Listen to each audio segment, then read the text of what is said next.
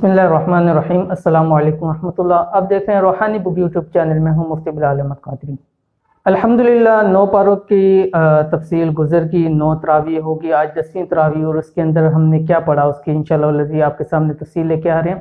लेकिन उससे पहले अगर आपने अभी तक हमारा चैनल रूहानी बुक सब्सक्राइब नहीं किया तो इसको सब्सक्राइब कर लें, साथ बेल आइकन के बटन को दबा लें ताकि हमारे आने वाली तमाम लेटेस्ट वीडियोज़ आपको बर वक्त मिल सकें। तो 9वें पारे के आखिर में अल्लाह रब्बुल आलमीन ने सूरतुल इन्फाल का जिक्र शुरू किया था और माल गनीमत के हवाले से जो मुसलमानों के मसाइल थे और सवालात थे उनका जिक्र किया। अब 10वें पारे के अंदर भी जो ख़ास तौर पे सवाल था कि माल गनीमत जो है कि उसके हिस्सों की तकसीम कैसे की जाएगी, तो अल्लाह रब्बुल आलमीन ने आगे 10वें पारे के शुरू में इसकी मुफस्सल तफसील बतला दी और शुरू में बतला दिए कि माल गनीमत के 5 हिस्से किए जाएंगे। एक हिस्सा रसूलुल्लाह सल्लल्लाहु अलैहि वसल्लम का होगा और बाकी 4 हिस्से वो मुजाहिदीन में बराबर तकसीम कर दिए जाएंगे। इसके बाद अल्लाह ताला ने ग़ज़वा बदर की मंजरकशी की और मंजरकशी अल्लाह ताला ने अपने उसलूब के लिहाज से इस तरह की कि जैसे कि सामीन अपनी आंखों से देख रहे हैं। और उसके तर्जमे के अंदर कुरान मजीद के अंदर जो अल्लाह ताला ने आयात नाज़िल की उसका तर्जमा कुछ इस तरह है, फरमाया कि उस वक्त को याद करो जब तुम करीब के नाके पर थे और वो दूर के नाके पर थे और काफिला तुमसे नीचे उतर गया था। तो यहाँ पर अल्लाह ताला ने जो ग़ज़वा बदर है, जो मुसलमानों की सबसे पहली जंग थी और जिसके अंदर उनको फतह मिली बग़ैर किसी सामान के होते, सिर्फ अल्लाह की रज़ा के लिए और अल्लाह के तवक्कुल पर उन्होंने जंग लड़ी और उस जंग के अंदर अल्लाह ताला ने उनको फतह से हमकिनार किया और काफिरों को मुशरिकीन मक्का को बदतरीन शिकस्त हुई थी। उसका आगे अल्लाह ताला ने मुफस्सल जो है ग़ज़वा बदर की तफसील बयान कर दी कि कैसे जंग हुई और कैसे उसके हवाले से जो भी अहकामात हुए वो भी साथ साथ अल्लाह ताला ने उसमें जिक्र कर दिया। ग़ज़वा बदर के अंदर अल्लाह ताला ने चंद अहवाल को जिक्र कर दिया और पहला जिक्र कर दिया कि ऐसा अल्लाह ताला ने मंजर बनाया क्योंकि अल्लाह ताला ने जो मैदान जंग है, लड़ाई है, उसका होना अल्लाह ताला ने तय पा दिया था।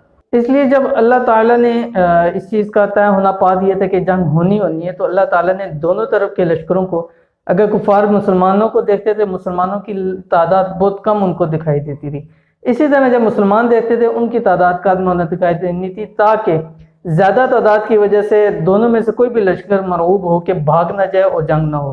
तो अल्लाह ताला ने पहली तो ये थी कि इस जंग का होना तय पा दिया था, इसलिए अल्लाह ताला ने दोनों तरफ से ऐसे दिखलाया कि दोनों तरफ को जो है वो कम नज़र आती थी। उसके बाद अल्लाह ताला ने 4 मदद के अनासिर को जिक्र कर दिया अगली आयत के अंदर। फरमाया कि 4 चीज़ें ऐसी हैं जिनको आप करेंगे तो अल्लाह ताला की मदद और नुसरत जो है वो शामिल हाल होगी। वो कौन सी अगली आयत के अंदर जिक्र कर दिया जिसके तर्जुमों में और मफहूम के अंदर ऐसा है। नंबर 1 कि मैदान जंग में साबित कदमी, अगर साबित कदमी करोगे तो अल्लाह ताला की नुसरत और मदद आएगी। नंबर 2 फरमाया कि अल्लाह का जिक्र कसरत से करो, मैदान जंग में भी हैं तो अल्लाह का एक जिक्र जो है वो कसरत के साथ करो। नंबर 3 आपस के इख्तिलाफात और लड़ाई झगड़े से बचना, जैसे कि पिछले 9वें पारे के अंदर भी फरमा दिया था कि आपस की लड़ाई तुम्हें जो है वो बुज़दिल बना देगी, इसलिए इससे बच के रहें। और चौथा फरमाया दुश्मन से मुकाबले के वक़्त नामुवाफिक हालात पर सब्र करना, क्योंकि जब जंग होती है हर तरह के हालात उसमें अंदर आते हैं, तो जैसे भी हालात हो उनके ऊपर सब्र करें। तो ये 4 नासर करेंगे तो इंशाअल्लाह अल्लाह ताला की ज़रूर मदद और नुसरत वहाँ पहुँचेगी। आगे अल्लाह ताला की सुन्नत और दस्तूर का जिक्र कर दिया और फरमाया कि कुरैश पर जो ज़िल्लत आई ग़ज़वा बदर के बाद और वो ज़लील और रसवा हुए, उनकी क्या वजह थी। फरमाया कि अल्लाह की सुन्नत और दस्तूर ये है कि अल्लाह ताला नेमतें देता है, रहमतें करता है, बरकतें करता है, लेकिन जब अल्लाह ताला की नेमतों की कुफर की जाए, उसकी मासियत की जाए, गुनाह किए जाए, कुफर के अंदर पड़ा जाए, तो अल्लाह अपनी सुन्नत और दस्तूर को बदल देता है। अब वो जो नेमतें थी वो अजाब के अंदर बदल गई, जो राहतें थी अल्लाह ताला ने उनको मुसीबतों के अंदर बदल दिया। इसलिए फरमाया कि अल्लाह ताला ने कुरैश मक्का के लिए, जो मुशरिकीन मक्का थे, उनके लिए अपने दस्तूर को बदल दिया। आगे सुलह के हवाले से जिक्र कर दिया कि अगर काफर लोग या जो लोग लड़ाई करना चाहते हैं कि वो सुलह का पहलू रखे, सुलह करना चाहे तो सुलह भी कर लो, अपनी ताकत भी बढ़ाओ, अपने आप को तैयार भी रखो, घोड़ों को पालो, अपने ज़रा सामान को भी बढ़ाओ कुफार के मुकाबले में।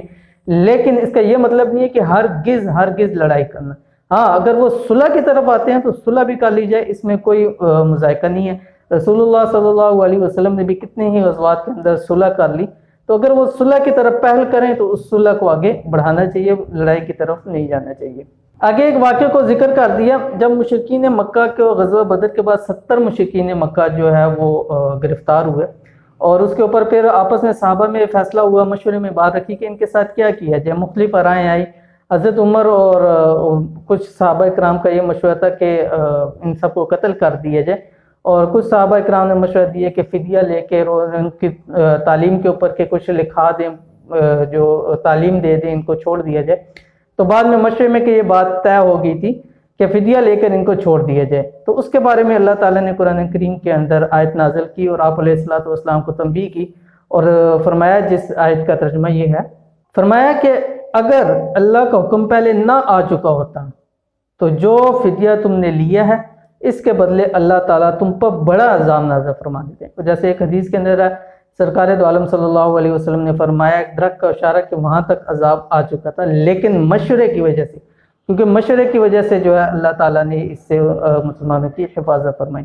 اور یہ واقعہ قرآن کی صداقت اور حقانیت پر بڑی دلیل ہے۔ اس کی وجہ یہ ہے کہ اس آیت کے اندر اللہ تعالیٰ نے آپ علیہ السلام کو تنبیہ بھی کی اور ساتھ بتلایا کہ اگر اللہ کا فیصلہ نہ ہو چکا ہوتا تو عذاب نازل ہو جاتا۔ اگر خدا نخواستہ اگر اللہ کا کلام نہ ہوتا تو ایسے واقعات ہمیں نہ ملتے جہاں پہ ایسی تنبیہ کی۔ تو جہاں تنبیہ کی اور سازش لائی اور قرآن میں اس کا موجود ہونا، یہ قرآن کی سب سے بڑی صداقت اور حقانیت کی دلیل ہے۔ سورت کے اینڈ کے اندر اللہ تعالیٰ نے ان لوگوں کو آپس میں دوست اور رفیق کہا گیا جن کے اندر یہ خصوصیات ہوں۔ نمبر 1، جو اللہ کی رضا کے لیے ہجرت و جہاد کرتے ہیں۔ نمبر 2، ایک دوسرے کو ٹھکانے فراہم کرتے ہیں۔ اور نمبر 3، ایک دوسرے کی مدد کرتے ہیں۔ فرمایا کہ جن میں ہو یہ دنیا، جن میں یہ خصوصیات ہیں، یہ آپس میں رفیق ہیں، ایک دوسرے کے دوست ہیں۔ اور سورت کے اختتام پر، سورت الانفال کے وہاں پر بھی جہاد اور اس چیز کو ذکر کر دیا، انفال مانے غنیمت کو، شروع میں بھی یہی تھی۔ تو اس سے معلوم ہوا کہ یہ سورت تقریباً پوری کی پوری سورت ہی جہاد کی آیات کے اوپر مشتمل تھی۔ تو اس سے آگے نئی سورت شروع ہوتی ہے، سورت توبہ، جس کو سورت براءت بھی کہا جاتا ہے۔ سورت توبہ یہ مدنی سورت ہے اور اس کے اندر کل 129 آیات ہیں۔ وجہ تسمیہ یہ ہے کہ اس سورت کا نام ایک سورت براءت ہے، اور اس سورت کے اندر کفار سے عہد و پیمان کے انکار اور توڑنے کا ذکر ہے، تو اس لیے ان سے برات بیزاری ہے، تو اس لیے اس سورت کا نام سورت براءت ہے۔ اور ایک اور روایت کے اندر آتا ہے کہ اس سورت کا نام سورت الفاضحہ بھی ہے، فاضحہ جس کا معنی ہوتا ہے رسوا کرنے والی سورت۔ اور اس سورت کے اندر اللہ تعالیٰ مشرکین، منافقین، یہودیوں کو ذلیل اور رسوا کی اس پوری سورت کے اندر، اور خاص طور پہ منافقوں کو اللہ تعالیٰ نے ذلیل اور رسوا کیا، تو لہٰذا اس کے ایک سورت کا نام سورت الفاضحہ بھی ہے، یعنی کہ ذلیل و رسوا کرنے والی سورت۔ اس سورت کے شان نزول میں ہے کہ یہ سورت جو ہے سن 9 ہجری میں نازل ہوئی، جس وقت آپ علیہ السلام ایک غزوے کے لیے جا رہے تھے، جس کو غزوہ تبوک کے نام سے یاد کیا جاتا ہے۔ اور یہ جو غزوہ تبوک تھا، یہ مسلمانوں کے لیے ابتلاء اور آزمائش کی سب سے بڑا غزوہ تھا، اور اس غزوے سے پتہ چل گیا کہ کون مومن ہے، کون منافقین، اور منافقین کی تمام چیزیں اوصاف کو بیان کر دیا کہ کون کون لوگ منافق ہیں، اور وہاں پر مسلمانوں کو پتہ لگ گیا کہ یہ لوگ جو ہیں وہ منافق ہیں۔ اور اس صورت کے اندر جو غزوہ تبوک کا کیوں زیادہ ابتلاء و آزمائش والا تھا، کیونکہ نمبر ایک یہ کہ یہ غزوہ سخت گرمی کے اندر پیش آیا تھا، نمبر 2 سفر بھی بہت طویل تھا، اور نمبر 3 پھل پکنے کا موسم تھا، کیونکہ عرب کا ذریعہ معاش ہی یہی چیز تھا، اور نمبر 4 مقابلہ بھی ایسی سلطنت سے تھا جو اس وقت کی سپر پاور تھی، اور نمبر 5 جیسے میں نے بتایا کہ مسلمانوں کے لیے یہ بہت زیادہ غزوہ ابتلاء کا اور آزمائش کا تھا، اور صدر اور اخلاص کا امتحان تھا اس غزوے کے اندر، اور نمبر 6 اس سے مومنوں اور منافقوں کے درمیان اللہ تعالیٰ نے امتیاز کر دیا۔